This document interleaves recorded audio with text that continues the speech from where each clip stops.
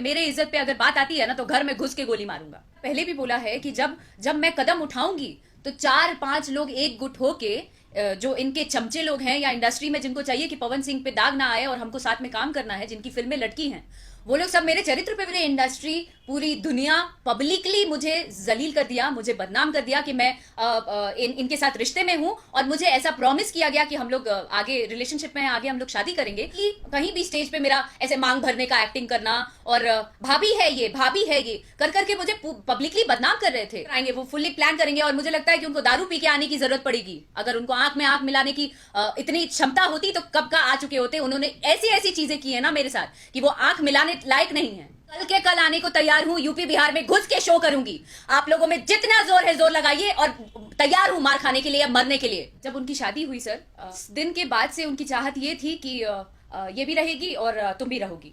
तो तुम भी रहोगी मतलब मैं खुद भी बिहार की लड़की हूं, तुम भी रहोगी मतलब एज इन खुले शब्दों में कहा जाए तो कीप बन के रहने की बात हो रही थी, जो कि मुझे मंजूर नहीं था। नहीं, लेकिन अगर आपकी बहुत नज़दीकियां रही हैं, आपने उनके साथ अच्छा खासा वक्त गुजारा है, दोनों की जोड़ी बहुत सारी फिल्मों में साथ दिखी है, तो यह क्यों था कि अक्षरा सिंह उनकी बीवी नहीं बनी, उन्होंने शादी कहीं और की? सर ये मामला तो मुझे भी समझ में नहीं आया। ये इंटरनली सारी चीजें हो रही थी और इनका दिमाग हमारे रिलेशन के 1 महीने बाद से इनका दिमाग चल रहा था, जो कि मुझे रियलाइज नहीं हो रहा था। वो सारी चीजें दिमाग से और प्लान्ड वे में करते गए और मुझे चीजें बाद में पता चली। तब तो समझ में नहीं आया। ये अग्रीमेंट साइन करा के मेरे से रिश्ता रखा था, अग्रीमेंट के जरिए रिश्ता एज इन इन्होंने खाली पेपर में साइन कराया और इमोशनली ये जानते थे कि मैं बहुत इमोशनली वीक हूँ। सो ये इमोशनल ब्लैकमेल करके इनके साथ 4-5 लोग भी रहते हैं जो कि इनके साथ रहते हैं और इनका साथ देते आ रहे थे। सो इन्होंने ऐसा किया कि मेरी माँ को तुम पे भरोसा नहीं हो रहा है। एक्चुअली मेरे पुराने जितने रिश्ते हैं उन सबों ने, किसी ने घर लिया, किसी को पैसा देना पड़ा और ऐस वगैरह वगैरह चीज़ें। जब इन्होंने साइन करा लिया और मैंने जब पढ़ा उस पेपर को तो उसमें गवर्नमेंट का स्टैम्प था सर, और उसमें लिखा हुआ था कि मैं अक्षरा सिंह इनके पारिवारिक मैटर या इनके जीवन में या इनके पैसों से मेरा कोई दखल अंदाजी नहीं होगा। ये सारी चीज़ें इन्होंने लिख के रख ली और इन्होंने मुझे झूठ कहा कि ये पेपर जो है ना अक्षरा, ये मेरी माँ को दिखाने के लिए सिर्फ है क्योंकि उनको डाउट हो रहा है। तो कई बार उन्होंने बातों बातों में ऐसा बोला कि अगर हमारी इज्जत पे, मेरे इज्जत पे अगर बात आती है ना तो घर में घुस के गोली मारूंगा। मैंने मेरा नाम बनाया सर। मैं इंडस्ट्री में 2010 में आई सर। मैं जब मैं 16 साल की थी मैंने पहली फिल्म रवि किशन जी के साथ की बतौर नायिका। उसके बाद मैंने काफी सारे सीरियल्स किए सर। उसके बाद जब मैंने अपना नाम स्टैब्लिश कर लिया तब जाके पवन जी से मेरी मुलाकात हुई। तो ये बात दूर दूर तक नहीं है कि मैं उनके जरिए मैंने अपना नाम बनाया। और जो लोग भोजपुरी सिनेमा देखते हैं वो सिर्फ सिनेमा पर जो पवन सिंह है पर्दे पर है उन्हीं को देखते हैं। पवन सिंह बतौर इंसान कैसे हैं, आप क्या कहना चाहेंगे? जो सिनेमा में लोग देखते हैं वो वैसे इंसान तो बिल्कुल नहीं है। वो वैसे इंसान बिल्कुल भी नहीं है। अगर वैसे होते तो उनका पास्ट इतना कुछ नहीं होता उनके पास्ट में। और वो अलग पोर्ट्रे करते हैं अपने आप को, चाहे वो इमोशनली दिखाते हैं अपने आप को कि मैं बहुत हेल्पफुल हूँ और मैं बहुत ज़्यादा इमोशनल हूँ और लोग मेरे साथ गलत करके आते हैं, तो वो वैसे बिल्कुल भी नहीं है। ये मेरे ख्याल से पूरी इंडस्ट्री वाकिफ है इस चीज़ से, लेकिन कोई सामने नहीं आएगा। हर लड़की उनकी इन चीज़ों को जानती है लेकिन कोई स्टेप नहीं ले रहा है। क्यों? क्योंकि इमेज में बात आ जाएगी। कई लोग तो मुझे ये भी बोली कि आगे सरवाइव कैसे करोगी, तुम काम कैसे करोगी, क्योंकि अब तुम्हारे इमेज पे बात आ गई है, लोग तुम्हारे चरित्र पे बात करेंगे। तो मैं लड़की हूं, मेरे चरित्र पे बात आएगी तो मैं दब जाऊं, मैं सुसाइड कर लूं। यही आंसर होता है उन लोगों का। नहीं, आपकी हिम्मत की दाद है, आपके हौसले की दाद है। आपने एक बात कही अभी कि बहुत सारी ऐसी हीरोइन हैं बॉलीवुड में, भोजपुरी सिनेमा में, जो पवन सिंह की सताई हुई हैं, वो इसलिए नहीं बोलती हैं क्योंकि उनको अपने करियर की चिंता है। जी, ऐसी हैं। सेट पे बदसलूकी करते हैं कि कौन सी हीरोइन के साथ नहीं किया है उन्होंने, लेकिन किसी को नहीं कहना है। Pawan ji is a very good human being, वो ऐसा कर ही नहीं सकते हैं। कई सारे लोग तो ऐसे इंटरव्यूज दिए हैं विच इज क्या बोल सकते हैं। यानी आप ये कह रही हैं कि अपनी दबंगई जो सिनेमा में है उसकी आड़ में पवन सिंह कई तरह के गलत काम और अत्याचार करते हैं। बिल्कुल करते हैं सर। मुझे आप बताइए, मैं जो लोग मुझे इस वक्त देख रहे होंगे, मैं उनसे भी सवाल करना चाहती हूँ कि एक आदमी जब उनकी शादी के बाद 3 महीने बाद औरत मर जाती है, उसके बाद उनके कई सारे रिलेशनशिप रहते हैं जो कि नाकाम रहते हैं, हर रिश्तों में उनका इसी तरीके से बिहेव रहता है और 3-4 महीने बाद वो रिश्ते टूट जाते हैं, तो इसके पीछे आदमी के लिए कोई नाम नहीं होगा। लड़की का अगर होगा तो लड़की के चरित्र पे बात आ जाएगी। लड़कियों के लिए एक शब्द बना के रखा हुआ है इस पुरुष प्रधान समाज में ना लड़कियों के लिए शब्द बना के रखा है कि उसके चरित्र पे बात उठा दो, उसको गालियों के साथ प्रयोग किया जाए, लेकिन आदमियों के लिए कोई शब्द नहीं बने हैं। जिनका इस तरीके का पास्ट हो, उनके लिए कोई शब्द नहीं है। एक छोटी सी बात है, मैं आपसे पूछना चाहूंगा, क्योंकि अभी आपने जो बात कही है उसी से एक सवाल मेरे जहन में आया है। आप कहती हैं कि हर 3-4 महीने पर पवन सिंह की जिंदगी में एक लड़की बदल जाती है, एक लड़की चली जाती है, चौथे महीने एक नई लड़की आ जाती है। तो आप चूंकि 3 साल तक उनके साथ रही हैं, तो क्या आपके साथ कई लड़कियां आती जाती रही उनकी जिंदगी में और आप भी चलती रही? जी नहीं, मेरे साथ तो ऐसा नहीं होता था, क्योंकि उनका सारा टाइम मुझे ही टॉर्चर करने में बीतता था। तो मैंने अपने समय में ये चीज नहीं देखा। टॉर्चर क्यों? मैंने आप शायद सिर्फ कहीं एकमात्र मैं ही लड़की होंगी जो इतने लंबे समय तक उनको झेल ली। ये टॉर्चर क्यों था? मतलब वो क्यों आपको प्रताड़ित करते थे? सर ये प्रताड़ित करते थे, इनका नेचर है वैसा।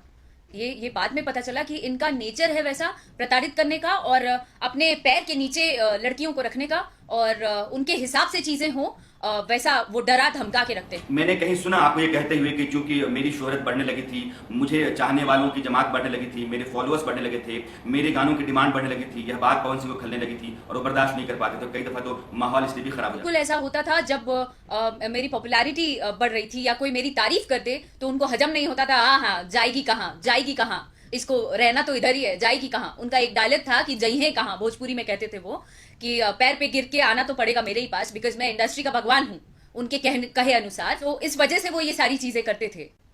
एक बात जो कोई भी जानना चाहेगा कि आप 5 साल तक उनके साथ रही, 3 साल तक उनके साथ रिलेशनशिप में रही, बहुत कुछ देखती, सुनती, सहती रही, आपने कब ये तय किया कि अब लड़ाई करनी है और अब तो ये बगावत है? सर 1 साल बाद जब उनकी शादी हुई, शादी के बाद मैंने हाथ जोड़ लिया कि आप अपने रास्ते, मैं अपने रास्ते। उसके बाद भी सिलवासा में हम लोग माँ तुझे सलाम की शूटिंग कर रहे थे। उस वक्त भी ये मीडिया में जोर शोर से बात चल रही थी कि इन्होंने मेरे ऊपर हाथ उठाया, जो कि मीडिया तक बात चली गई थी। फिर भी मैंने अपना मुंह बंद रखा था। उसके बाद ऐसा हो गया कि मैं आई और अपना काम धाम अपने तरीके से करने लगी। जो भी छोटी मोटी फिल्में आने लगी मैं पकड़ती चली गई अपने सर्वाइवल के लिए, और काम अपने आप में काम करना शुरू कर दिया मैंने कि भाई आपसे कोई मतलब नहीं है, चलिए ठीक है। तब भी मैं चुपचाप काम करना शुरू कर दी थी। ये इंटरनली कि चूंकि इन्होंने बोला था, इनके मर्दानगी पे बात आ गई थी कि जाएगी कहाँ, तो ये इंटरनली हर हीरोज को कॉल करके इसको इंडस्ट्री से आउट करो, इसके साथ फिल्म मत करना, इसके साथ प्रोड्यूसर्स को कॉल करके, जहां तक कि इनके साथ भी फिल्में लाइनअप थी वो सारी फिल्मों से निकलवाया इन्होंने। वो तो कोई मुद्दे की बात ही नहीं है, बिकॉज मुझे खुद भी इनके साथ काम नहीं करना था। ये हर जगह इंडस्ट्री में इंटरनली घुस गए और मुझे आउट कराने की पूरी कोशिश इनकी जारी रही। उसके बाद चीजें ऐसी हो गई सर कि मैं गाना गाने लगी, 1-2 गाने मेरे हिट हो गए, मैं शोज करने लगी इंडिपेंडेंट होके। तब इनके इज्जत पे बात आ गई भाई कि ये अब शोज कर रही है, अरे इसके गाने के व्यूज हो रहे हैं, तो ये कंपनीज में कॉल करके मेरे गाने रोकने लगे। तो मैं सर, आदमी जीने खाने के लिए करेगा क्या सर? अब जीने के लिए कुछ तो हाथ पैर मारेगा अपने सर्वाइवल के लिए। तो मैंने इसके खिलाफ आवाज उठाई। आवाज जब उठाई तो इन्होंने धमकियां पे धमकियां, जान से मार देंगे, मुंह पे एसिड फेंक देंगे, बिहार यूपी घुसने नहीं देंगे, क्या क्या चीजें नहीं चल रही हैं जब से मैंने बोला है इस चीज को मीडिया में। पहले शादी वाले दिन इन्होंने बोला कि भाई जाना है, आज तक तुम नहीं मुझे रेडी कराया है, मेरे कपड़े तुम ही खरीदती हो, ऐसे वैसे, तो आज का भी तो तुमको ही खरीदना चाहिए। मैंने सर, मैं वैसी ही स्थिति में, वैसी ही हालत में, मैं और इनके जो 4-5 जो चमचे थे, जो इनके दोस्त थे, जिनकी राय चलती रहती हैं और जो मुझे मेंटली इमोशनली ब्लैकमेल करते थे, वो सब लेके गए मुझे इनकम टैक्स चौराहे पे, और वहाँ एक कपड़े का दुकान था, और वहां मैंने इनके लिए सर की मौली और पैर का जूता, शेरवानी, इनकी वाइफ के लिए कपड़े, वो सारी चीजें खरीदी सर। और उसके बाद मेरी स्थिति ऐसी हो गई थी सर कि मैं इनका मतलब मेरे शरीर में जान ही नहीं था। मैं अपनी मानसिक स्थिति ही खो चुकी थी। मुझे लग रहा था कि क्या चल रहा है। और जब मैं घर आई, जो इनके दोस्त का घर था, वहां जहां इन्होंने मुझे बंद किया था, वहां ये बैग पैक करके ये निकले, और मुझे पूरे शरीर में चिकन पॉक्स निकल गया था और बहुत ज्यादा बुखार हो गया था। उस समय में मुझे बंद करके ये चले गए शादी करने के लिए कि मैं कुछ कदम ना उठा लूं, इनकी शादी ना रोक लूं। नहीं तो ये रातों रात शादी करने का कारण क्या था? अगर इनके मन में गंदगी नहीं थी तो इन्होंने मुझे बंद क्यों किया? इन्होंने रातों रात बिना किसी मीडिया को इन्फॉर्म किए, बिना इंडस्ट्री के लोगों को इन्फॉर्म किए शादी क्यों किया और कैसे कर लिया? मैं ये सवाल आपसे फिर पूछूंगा कि एक आदमी जब किसी लड़की के साथ 3 साल तक रिलेशनशिप में रहता है और जब बीवी चुनने का वक्त आता है, उस लड़की को वो नहीं चुनता है, किसी और के साथ शादी करता है, कोई सवाल तो होगा? सर ये सवाल मुझे नहीं पता सर, ये सवाल तो मैं नहीं जानती हूँ। लेकिन मुझे एक बात याद है कि जब मैं शुरुआत में इनसे दूर दूर रहती थी। मैं अपना एक्ट्रेस होने के मुताबिक मैं जाती थी, अपना काम करती थी, लौट के आती थी। उस समय ये जब दबाव बना रहे थे कि भाई रिलेशनशिप में हम लोगों को रहना चाहिए या प्यार मोहब्बत की चीजें करते थे, उस समय से ये पब्लिकली शो करना चाहते थे। जब मैं सामने नहीं आती थी, मैं बोलती थी कि नहीं हम लोग अच्छे दोस्त हैं, हम साथ में काम करते हैं, उस समय इन्होंने रिश्ता बताकर पूरे इंडस्ट्री, पूरी दुनिया, पब्लिकली मुझे जलील कर दिया, मुझे बदनाम कर दिया कि मैं इनके साथ रिश्ते में हूं और मुझे ऐसा प्रॉमिस किया गया कि हम लोग आगे रिलेशनशिप में हैं, आगे हम लोग शादी करेंगे। और पब्लिक भी ये चीज जान रही थी कि भाई जब शादी की बात खबर फैली तो उनको लगा कि मुझसे शादी होने वाली है, पर हुआ कुछ और। तो ये उस समय से चीजें चल रही थी जब ये पब्लिकली कहीं भी स्टेज पे मेरा ऐसे मांग भरने का एक्टिंग करना और भाभी है ये, भाभी है ये कर करके मुझे पब्लिकली बदनाम कर रहे थे। तो मैं तो इसी उम्मीद में थी कि ये आपके साथ जो रिश्ता है दुनिया को उस रिश्ते को बताने की, पर्दे के पीछे जो रिश्ता आपने उनके साथ बनाया उस रिश्ते को दुनिया को बताने और फिर उस रिश्ते को तोड़ने, दोनों काम पवन सिंह ने किया। जी, अब मुझे एक बात वो पब्लिकली है ये सारी चीजें। उन्होंने आपको आखिरी बार कब फोन किया होगा? सर आखिरी बार क्या कहेंगे, आखिरी बार जो हुई चीजें वो तो मतलब कहने लायक ही नहीं है। कितने समय से बातचीत नहीं है? इनके शादी के बाद, शादी के 3-4 महीने बाद से हमारी बातचीत नहीं है और मतलब कोई लेना देना नहीं है। उसके बाद से इंटरनली सारी चीजें हो रही हैं। तो इनके जो दोस्त हैं जिनको आप बुर्गा कहती हैं वही लोग आपको फोन करते रहते, धमकी देते रहते हैं?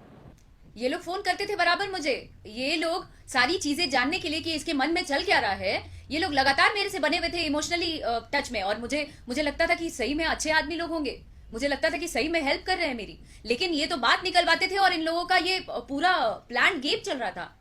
अक्षरा एक बात बताइए, इस इंटरव्यू के जरिए बहुत सारी बातें साफ हुई हैं। पवन सिंह सुपरस्टार हैं, लेकिन आप कहती हैं कि जो आदमी पर्दे पर दिखता है उसकी असलियत कुछ और होती है। यह आदमी बददिमाग है, बदजुबान है, बदचलन है, वाहियात है, बेईमान है, रिश्ते में रह नहीं सकता है, इसको हर 3-4 महीने पर लड़कियां चाहिए। जो बाकी स्टार्स हैं, जो मेल स्टार्स में बात कर रहा हूँ, भोजपुरी सिनेमा के माहौल में बात कर रहा हूँ लड़कियों के लिहाज से, क्या वो लोग भी ऐसे ही हैं? बस ये है कि पर्दे में अभी तक चेहरा सामने नहीं आया। सर ऐसा तो नहीं है, हर लोग एक समान नहीं होते हैं, हर किसी पे आप उंगली नहीं उठा सकते हैं, सबका अपना अपना रहने का तरीका है सर। लेकिन ये चीजें जो इनके साथ हो रही हैं, मुझे नहीं लगता है कि इनके जैसा कोई इंसान होगा इंडस्ट्री। पवन ने अभी तक आपके किसी भी आरोप और सवाल का जवाब नहीं दिया। उनको पता है कि वो क्या है, वो क्या जवाब देंगे, वो सामने आने से कतराएंगे, वो बिल्कुल कतराएंगे, वो फुल्ली प्लान करेंगे। और मुझे लगता है कि उनको दारू पी के आने की जरूरत पड़ेगी। अगर उनको आंख में आंख मिलाने की इतनी क्षमता होती तो कब का आ चुके होते। उन्होंने ऐसी ऐसी चीजें की है ना मेरे साथ कि वो आंख मिलाने लायक नहीं है। मैं कोशिश करूंगा कि आपके जितने भी आज के सवाल रहे हैं, इन सवालों के साथ मैं पवन सिंह की आंखों में आंखें डाल करके सवाल करूं और उनसे जवाब लूं। जी सर, बहुत बहुत शुक्रिया सर।